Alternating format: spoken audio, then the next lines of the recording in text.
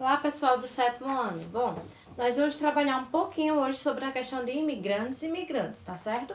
Vocês viram aí, já no capítulo 3 de vocês, né, sobre a questão de população brasileira. Antes das férias, eu tinha pedido para vocês fazerem a leitura do capítulo todo, tá certo? Mas eu só tinha explicado, através de vídeo, a população brasileira. Vocês vão ver hoje a partir da página 32, tá bom? Então, nós temos aqui, ó, de país de imigrantes a emigrantes. Então, ó, gente, a diferença de imigrante e emigrante. Vamos lá. Se você está no Brasil, é só um exemplo, tá, gente? A gente vai usar um exemplo, se, por exemplo, você fosse lá para o Japão. Então, ó, você está no Brasil, vai para o Japão, você vai ser um imigrante ou um emigrante? Ó, imigrante e migrante. Qualquer movimento que você fizer, tá? Se você muda de estado, de região, de país, então você está fazendo um movimento de migração. Agora, imigração e emigração é só quando é para fora do país, tá bom? Então, vamos supor que você sai do Brasil e vai morar no Japão. Quando você sai do Brasil, você é um emigrante. Você vai sair daqui para entrar em outro país. Emigrante, entrada, tá? É de emigrante, é de entrada. Você vai entrar no país que você está indo. Então, Brasil, Japão. Você vai ser um emigrante brasileiro. Você está saindo daqui para entrar lá, né? Então, ó, se você sai do Brasil, quando você entra lá no Japão,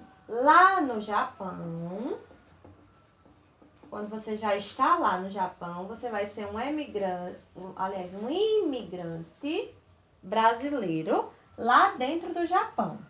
No Brasil, você vai ser um emigrante. Você é um emigrante brasileiro. Já saiu daqui para ir para outro lugar.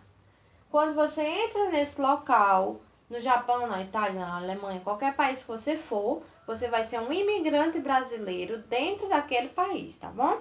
Então, vocês vão ler aqui, ó, de país de imigrantes a imigrantes. A gente recebeu vários e várias pessoas, né, no século XIX, tá? A gente recebeu italianos, alemães, poloneses, então vieram várias pessoas morar aqui.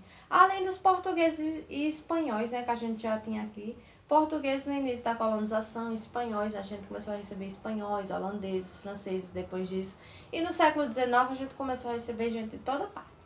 Japoneses, né, chineses, então gente de várias partes. Foi aí que a gente começou a ter também a raça amarela aqui no Brasil.